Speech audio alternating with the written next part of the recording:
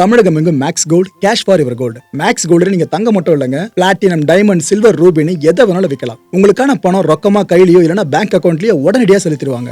Market மதிப்பை விட 100 ரூபாய் ஒரு கிராமுக்கு உங்களுக்கு கூடுதலா கிடைக்கும். தமிழ்நாடு முழுக்க டோர் ஸ்டெப் சர்வீஸும் இவங்க ப்ரொவைட் பண்றாங்க. உங்களுக்கு கோல்ட விற்கணும்னு அதுக்கு ஒரே ஒரு பெஸ்ட் பிளேஸ் மேக்ஸ் கோல்டு தான். கால் 04445454545.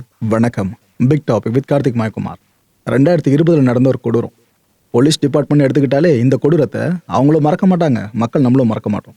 சாத்தான்குளம் படுகொலை சம்பவம் இருக்குல்ல, இதை பத்தி தான் முழுக்க பார்க்க போற நிகழ்ச்சிக்குள்ள போலாம்.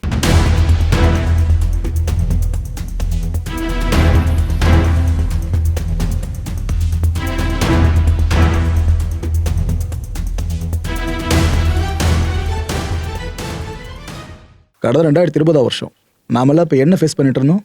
Corona time, lockdown. இந்த டைமுக்கு மேலே கடையை ஓப்பன் பண்ணாதீங்க, இந்த டைமுக்கு மேலே கடைக்கெல்லாம் வராதிங்க, அத்தியாவசியம் சார்ந்து மட்டும் மக்கள் வெளியே வாங்க, மற்றபடிலாம் வராதிங்கன்னு நிறைய ரெஸ்ட்ரிக்ஷன்ஸை நாமெல்லாம் ஃபேஸ் பண்ணிட்டு இருந்தோம்.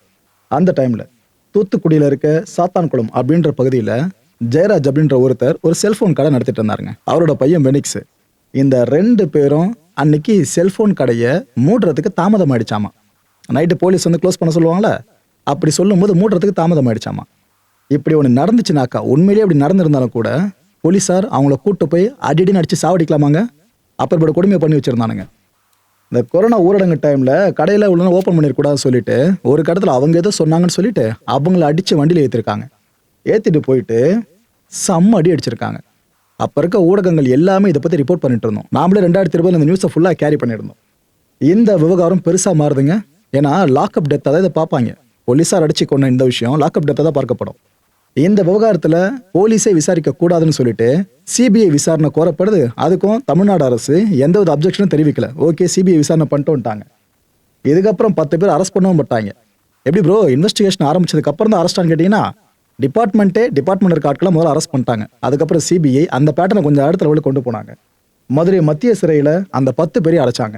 இதில் இதே 2020 வருஷம் ஆகஸ்ட் மாதம் என்ன ஆகுது, இந்த பால்துறை அப்படின்ற பர்சன் மொத்தம் 10 பேர் அரெஸ்ட் பண்ணப்பட்டாங்களே, அதில் ஒருத்தர் தான் பால்துறை. இந்த பால்துறை கொரோனாவால் உயிரிழக்கிறாப்ல. ஸோ 10 பேரில் ஒருத்தர் உயிரிழந்துட்டாரு, இன்னும் 9 மட்டும்தான் உள்ள பேலன்ஸு. இந்த வழக்கு விசாரணை இருக்குல்ல, இது மதுரை 1வது கூடுதல் செஷன் கோர்ட்டில் நடந்துட்டு இருந்துச்சு. பெண் போலீஸார் ரேவதி பியூலா அப்படின்ற 2 பேர் அண்ட் இவங்க கூடவே ரவிச்சந்திரன் அப்படின்ற இன்னொருத்தர், இப்படி ஒட்டுமொத்தமாக 100 பேருக்கு மேலே சாட்சியங்களை சேர்க்கப்பட்டாங்க இந்த வழக்கில். இதில் முக்கியமாக இந்த 2 பெண் போலீஸார் இருக்காங்களே, இவங்க சாட்சியங்கள் தான் முக்கியத்துவம் வாய்ந்ததாக கருதப்பட்டுச்சு. கிட்டத்தட்ட 6 வருஷங்களா இந்த வழக்கு விசாரணை நடந்துச்சா. ஜாமீன் கேட்டுட்டே இருந்தாங்க இந்த உள்ள இருக்க 9 பேருமே. ஆனால் கடைசி வரைக்கும் கோர்ட் அவங்களுக்கு ஜாமீன் கொடுக்கவே இல்லை. ஏன்னா கோர்ட்டுக்கு நல்லாவே தெரியும் எவ்வளோ பெரிய கொடூரமான செயல் இதுன்றது. கோர்ட்டுக்கு நல்லா தெரியும். ஃபர்ஸ்ட் டைம் பார்க்குறாங்க போலீஸால் சாமானியர்கள் உயிரிழக்கிறது. அவ்வளோ வாட்டி கோர்ட்டே பார்த்துருக்கோல. இந்த வழக்கு விசாரணை சார்ந்து சிபிஐ குற்றப்பத்திரிகையும் தாக்கல் பண்ணாங்க. ஏன்னா முதல் கட்டமாக 2207 பக்கங்களுடைய குற்றப்பத்திரிகையும், 2ஆம் கட்டமாக 400 பக்கங்கள் அடங்கிய குற்றப்பத்திரிகையும் அவங்க தாக்கல் பண்ணியிருந்தாங்க. சிபிஐ தெளிவாக சொல்லிட்டாங்க, முழுக்க இவங்களோட காட்டு மீறாண்டி தனத்தினால தான் அந்த 2 உயிர்கள் போயிருக்குன்னு சொல்லிட்டு. குற்றவாளிகள் அப்படின்றது கிட்டத்தட்ட அப்பயே உறுதியாயிடுச்சுங்க. மீடியா ட்ரையல் அப்பவும் உறுதி செய்யப்பட்டுச்சு. சிபிஐ இந்த குற்றப்பத்திரிகை தாக்கல் பண்ணும்போதும் உறுதியாயிடுச்சு, இவங்க தான் அந்த 9 பேர் தான் குற்றவாளிகள் அப்படின்ட்டு. செத்துட்டாருன்றதுனால அந்த ஒருத்தரை விட முடியாதுல, 10 பேராக வச்சுக்கோங்க. இந்த வழக்கு விசாரணை சார்ந்து ஃபுல்லாக முடிவடைஞ்சிருச்சு. வாத பிரதிவாதம் எல்லாம் முடிஞ்சு 6 வருஷங்கள் காத்திருப்புக்கு பிற்பாடு தீர்ப்பு இப்போ வழங்கப்பட்டிருக்கு. இந்த தீர்ப்பை எதிர்நோக்கி இதை தெரியுறாங்களே, இவங்கெல்லாம் ஜெயராஜ் பெனிக்ஸோட ஃபேமிலி மெம்பர்ஸ் எல்லாருமே வந்தாங்க. சரி, நாங்கள் எதிர்பார்க்குற தீர்ப்பு கிடைக்கணும், நாளை பின்ன எங்களை மாதிரி ஒரு குடும்பம் நிர்கதி ஆகிடக்கூடாது, அந்தளவுக்கு அந்த தீர்ப்பு இருக்கணும்னு எதிர்பார்த்து வந்தாங்க. தீர்ப்பை நீதிபதி அவர்கள் வாசிக்க ஆரம்பித்தாங்க. நீதிபதி முத்துக்குமரன் அவர்கள் தான் தீர்ப்பை வாசித்தது. என்னென்ன சொன்னாப்புல தெரியுமா? ஒருத்தர் 2 பேர் இல்லை, இந்த 9 பேருமே குற்றவாளிகள்னு ஜட்ஜே சொல்லிட்டாருங்க. இந்த ஸ்ரீதர், ரகு கணேஷ், பாலகிருஷ்ணன், முருகன், சாமதுரை, முத்துராஜா, செல்லதுரை, வெயிலுமுத்து, தாமஸ்னு இந்த 9 பேரையும் குற்றவாளிகளா நீதிமன்றம் அறிவிச்சிடுச்சு. இதுக்கப்புறம் அவங்க தீர்ப்பில் வாசிச்ச விஷயம் இருக்கு, எதையும் பலவீனமானவங்க இந்த வீடியோ பார்க்காதீங்க மக்களே. அந்த அளவுக்கு மோசமான விஷயங்கள் ஒன்று நடந்திருக்கு. அதை நீதிபதி வாசிக்க கேட்குற நமக்கே பகீர்ன்னு இருந்துச்சு. இந்த கோயில்பட்டி கிளை சிறை இருக்குல்ல, இதில் அவங்க அடைக்கப்பட்டிருந்த போது அவங்களுக்கு காயம் ஏற்பட்டிருந்த விஷயம் உண்மைன்னு கோர்ட்டு சொல்லியிருக்கு. ஆரம்பத்தில் போலீஸ் டிபார்ட்மெண்ட் எவ்வளோ நாடகம் பண்ணாங்க ஞாபகம் இருக்கா? இது அது அப்படி இல்லை இப்படி இல்லை, அங்கெல்லாம் காயம் இல்லை அதுன்ட்டு தான் இங்கே தெளிவாக சொல்லிட்டாங்க பாருங்க. போலீஸ் அடித்ததுனால தான் இந்த காயங்கள் ஏற்பட்டிருக்கு. ஸோ கிளைச்சிறையில் அடைக்கும் போதே அந்த 2 பேரும் காயங்களோடு தான் இருந்திருக்காங்க. பிரேத பரிசோதனை ரிப்போர்ட் இருக்குல்ல, இதில் என்னென்ன விஷயம்னா உறுதியாக இருக்குது தெரியுமாமா? அவங்களோட கைகளை கயிறு வச்சு கட்டி அதுக்கப்புறம் தொங்க விட்டு அடிச்சிருக்காங்களாம். எவ்வளோ பெரிய அடியில் இவங்களுக்கு மரியாதை கொடுத்தவரை பேச வேண்டியதாக இருக்குது பாருங்க. ஆனால் ஒருத்தர் 2 பேர் பண்ணுற தப்பால் ஒட்டுமொத்த டிபார்ட்மெண்ட்டே குறை சொல்லிட முடியாதுல்ல. ஸோ இந்த கொடுமையை பண்ணியிருக்காங்க. இதுக்கப்புறம் மேசை மேலே படுக்க வச்சு அடின்னு அடிச்சிருக்காங்களாம். இது பத்தாதுன்னு கம்பி, அப்புறம் கொம்பு, இதையெல்லாம் கொண்டு வந்து அதனாலே அடிச்சிருக்காங்களாம். அவங்களுக்கு இந்த மரணம் விளைவிக்கக்கூடிய காயங்கள் ஏற்பட்டுச்சுல, பிரேத பரிசோதனை மூலமாக உறுதியாச்சுல, அது ஏற்பட பிரதான காரணமே இந்த வெப்பன்ஸ்னு சொல்கிறாங்க நீதிபதி அவர்கள். ரத்தம் படிஞ்சிருச்சுங்க. அதுக்கப்புறம் அவங்களோட உடையில அந்த உடையை கழட்டி உறவினர்கள்கிட்ட கொடுத்துருக்காங்க. கொடுத்துட்டு என்ன பண்ண சொல்லியிருக்காங்க தெரியுமா? குப்பத்தொல்ல போய் போடு அப்படின்னு சொல்லியிருக்காங்களாம். இந்த மிருகங்கள் சார்ந்து ஏதாவது வதைக்குள்ளானாலே நம்ம எவ்வளோ பதறுவோம். சாமானிய மனுஷங்க, வியாபாரிங்க, அவங்க சார்ந்து எவ்வளோ பேர் கொடுறோம் பார்த்தீங்களா? இதுக்கு முன்னாடி தகவல் அப்படின்னு தான் வெளியே வந்துட்டு இருந்துச்சு. ஆனால் கோர்ட்டில் நீதிபதிகளே கன்ஃபார்ம் பண்ணி சொல்கிறப்ப இதுக்கப்புறம் இந்த தகவல் நான் சொல்ல முடியும். நீங்கள் இந்த 2 பேர் மேலேயும் பொய் மேலே பொய் சொல்லி டிபார்ட்மெண்ட் அப்போ வழக்கு தாக்கல் பண்ண ஞாபகம் இருக்கா? ஆக்சுவலாக அதெல்லாம் பொய் வழக்குகளாம். அதை கோர்ட்டில் ஜட்ஜ் அவர்களே இப்போ இப்படி சொல்லியிருக்காங்க.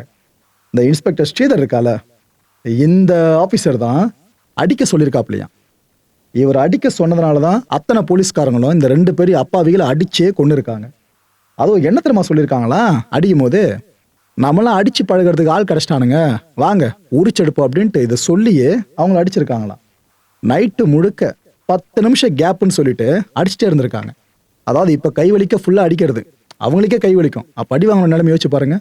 அதுக்கப்புறம் 10 நிமிஷம் கேப்பு, திரும்ப அடிக்கிறது, திரும்ப 10 நிமிஷம் கேப்பு, திரும்பி அடிக்கிறதுன்னு இப்படி நைட்டு முழுக்க அடிச்சிருக்காங்க 2 பேரையும். மனுஷ உடம்பு தானே எந்த வித அடியை தாங்கும். இந்த ஜெயராஜுக்கு இருதய பிரச்சனையோ நுரையீரல் பிரச்சனையும் இருந்திருக்காமா. அன்னைக்கு அவர் நோய் தொற்று காரணமாக தான் உயிரிழந்தார் அப்படின்னு சொன்னாங்க பார்த்தீங்களா? அதெல்லாம் கிடையாதுன்றாங்க கோர்ட்ல. ஸோ அவருக்கு இந்த இஷ்யூஸ் ஏற்கனவே இருந்திருக்க ஹெல்த் இஷ்யூஸு, அதை தாண்டி அடிச்சு சாகடிச்சிருக்காங்க. ஆனால் அதை மறைக்க ஏதோ நோய் தொற்று அதனால தான் செத்துட்டதா அப்போ கதை கட்டியிருந்தாங்க. அதையும் கோர்ட்டில் ஜட்ஜ் அவர்கள் தெளிவாக இப்போ சொல்லியிருக்காங்க. இந்த வழக்கு கொலை வழக்கு தான் அப்படின்றதுல எந்த ஒரு சந்தேகமே வேணாங்க. இது கொலை வழக்கு தான். 9 பேரோட தண்டனை விவரம் இருக்குல்ல, இதை வர்ற 30ஆம் தேதி அறிவிக்கிறேன்னு நீதிபதி சொல்லியிருக்காங்க. அந்த 30ஆம் தேதிக்காக எல்லாருமே காத்துக்கிட்டு இருக்கோம். நான் எதிர்பார்க்கறது ஆயுள் தண்டனை கிடைக்கும்னு நினைக்கிறேன். நீங்கள் என்ன மக்கள் எதிர்பார்க்குறீங்க? சரி, ஓகே. ஜெயராஜோட மகள் இவங்க இந்த தீர்ப்பை ஃபுல்லாக கேட்டு முடிச்ச பிற்பாடு ஊடகவியலாளர்களை சந்திச்சாங்க. அங்கே என்னென்ன சொன்னாங்கன்னா, எங்களுக்காக போராடின மக்கள் இருக்கீங்களே, நீங்கள் ப்ளஸ் ஊடகங்கள் எல்லாருக்கும் எங்களோட மனமார்ந்த நன்றிங்க. நீங்கள் இல்லைனா இந்த தீர்ப்பு கிடைச்சிருக்க வாய்ப்பே கிடையாது. சொந்த வீட்டு இழப்பு மாதிரி நிறைய தமிழ்நாட்டு மக்கள் அழுதிங்க. எங்கள் வீட்டில் இறந்த அந்த 2 பேருக்காக அவ்வளோ பேர் அழுதிங்க. அவ்வளோ பேர் அந்த வீடியோஸை பார்த்து பார்த்து குமுறுனீங்க.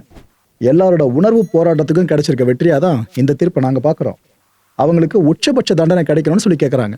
அந்த 9 பேர் இருக்காங்களே குற்றவாளிகள், அந்த 9 பேருக்கும் அப்போதான் இனிமே மிருகத்தனமாக யாரையும் போலீஸார் அடிக்க மாட்டாங்கன்னு அவங்க இந்த வழக்கை மேற்கொள்ளிடுற மாதிரி பேசியிருக்காங்க. இந்த தீர்ப்பை முன்னாடியே கொடுத்துருக்கணுங்க. இந்த 6 வருஷன்றது ரொம்ப டிலேவாக நாங்கள் பார்க்குறோன்னு அவங்க தன்னோட மனவேதனையை பதிவு பண்ணியிருக்காங்க. முன்விரோதம் எதுவும் இருக்குன்ற மாதிரி கேட்டிருக்காங்க செய்தியாளர்கள். எங்கள் போலீஸ் அவ்வளோ அடி அடிச்சிருக்காங்களே, ஏன்னா பகை இருக்கா முன்னாடி அப்படின்ட்டு. ஆனால் அவங்க சொல்கிறது அப்படிலாம் எதுவும் இல்லைங்க, கடையை மூட சொன்னாங்க, அதில் ஆரம்பித்த கான்ஃப்ளிக்ட்டு 2 உயிர்களை எடுத்துச்சுன்னு அவங்க சொல்கிறாங்க. அதிகார திமிர் இருக்குல்ல, இதனால் மட்டும்தான் 2 பேரும் அடிச்சே சாகடிச்சிருக்காங்க. செத்தா சாவுடா அப்படின்னு சொல்லியே இந்த பாலகிருஷ்ணன் ஒருத்தன், அந்த 9 பேரில் ஒருத்தன், அவன் அப்படி சொல்லி அடிச்சிருக்கானாங்க செத்தா சாவுடான்னு. அதுக்கப்புறம் என்ன சொல்லியிருக்கானா, நான்லாம் ஜெயிலுக்கு போனால் கூட பரவாயில்ல, உடனே வெளியே வந்துடுவேன், எனக்கு தெரியாதா நான் போலீஸ் ஆச்சு அப்படின்லாம் பேசியிருக்கானா. எவ்வளோ திமிரு பார்த்தீங்களா? இதில் இந்த ஜெயராஜோட பையன் இருக்கால வெனிக்ஸ், இவர் என்ன தெரியுமா சொல்லியிருக்காங்களா, அடிக்கும்போது ஒருத்தன் ஃப்ரெஷ் பீஸாக ஒருத்தன் சிக்கியிருக்கான், வா அடிச்சு ஃபுல்லாக நம்ம கற்றுப்போன்ற மாதிரி அந்த துணியில் சொல்லி வச்சுருக்கான். இவனையும் அடித்து பழகலான்னு சொல்லியே அடிக்க ஆரம்பிச்சிருக்காங்களாம். அப்போ இவங்களுக்கு என்ன அளவுக்கு கொடூரமான மனநிலை இருக்கும்னு அந்த பொண்ணு கேட்குறாங்க. ஜெயராஜோட பொண்ணு இதை கேட்குறாங்க. அவங்களுக்கும் குடும்பம் குட்டியில் இருக்கும்லங்க, அப்புறம் எப்படிங்க இது போலாம் அடித்து சாகடிக்க அளவுக்கு அவங்களுக்கு மனசு போச்சு. அவங்க வீட்டில் இது போல் இவங்களுக்கு ஆச்சுனாக்கா அவங்களும் அழுவாங்களே, கதறுவாங்களே, அதே போல தான் எங்கள் வீட்லேயும் இருக்கும்.